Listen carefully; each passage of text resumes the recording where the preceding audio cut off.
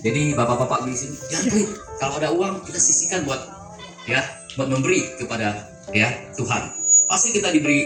Ya kayak saya dari dulu suka memberi. Maka saya diberkati. Ya. Oke, ini ayat ya. Ya. Oke, yang kedua Yakobus 4 ayat 17. Pak, waktunya sedikit lama nggak apa-apa ya, Pak Pendeta. Entah waktu saya malah lebih lama dari Pak Pendeta. Karena gereja 24 jam. 24 jam. Jadi jika seorang tahu bagaimana ia harus berbuat baik, tetapi ia tidak melakukannya, ia berdosa. Ayo, tepuk tangan dong ya. Jadi saya baca lagi ya. Jadi jika seorang tahu bagaimana ia harus berbuat baik, tetapi ia tidak melakukannya, ia berdosa. Nah, ini ayat ini terjadi dalam hidup saya. Jadi saya pemakai narkoba keras berat 20 tahun lebih, jenis inek ya. Ada yang di sini pemakai Pak? Hah? Di sini ada ini Pak ya. Dulu pemakai juga ya. Saya berbuat dosa berat sekali. Jadi dalam 20 tahun itu kalau kita pakai narkoba, itu dosa kita tuh banyak sekali. Kalau kita pakai narkoba, salah satu dosa yang paling berat itu apa? Mungkin ada yang tahu di sini?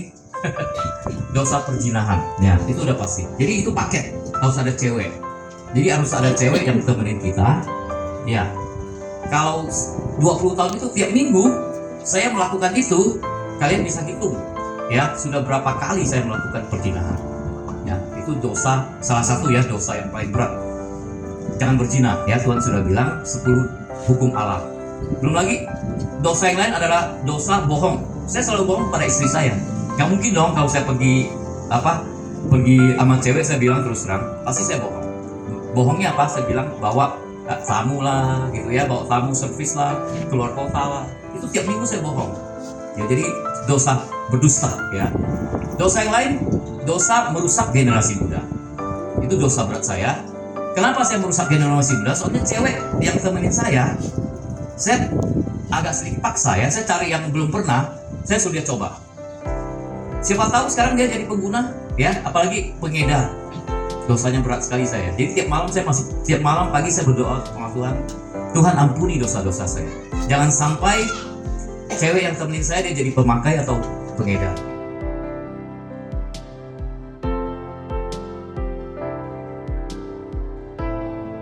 Jadi jika seorang tahu bagaimana ia harus berbuat baik, tetapi ia tidak melakukannya, ia berdosa. Jadi seperti saya tadi cerita, jadi saya karena merasa berdosa, saya mau bangun yatim piatu. Itu terjadi udah puluhan tahun lalu, ya. Karena saya berniat berbuat baik, saya nggak jadi punya yatim piatu, tapi saya jadi pemilik hotel. Hotel saya 2 itu karena niat baik saya. Ceritanya begini. Jadi waktu itu saya merasa berdosa, saya mau tebus dosa saya mau buka yatim piatu.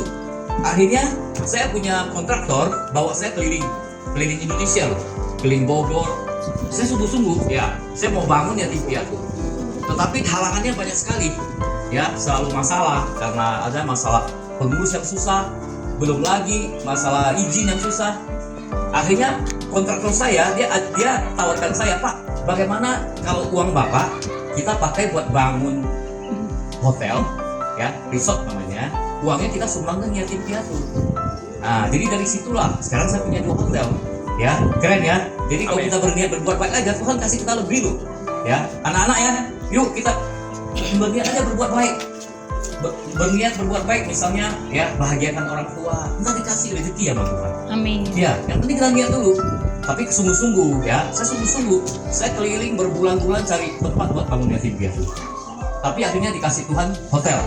Jadi saya bangun hotel, uangnya kita sumbangkan yatim piatu. Dan sukses hotel kita, ramai sampai sekarang. Ya, oke.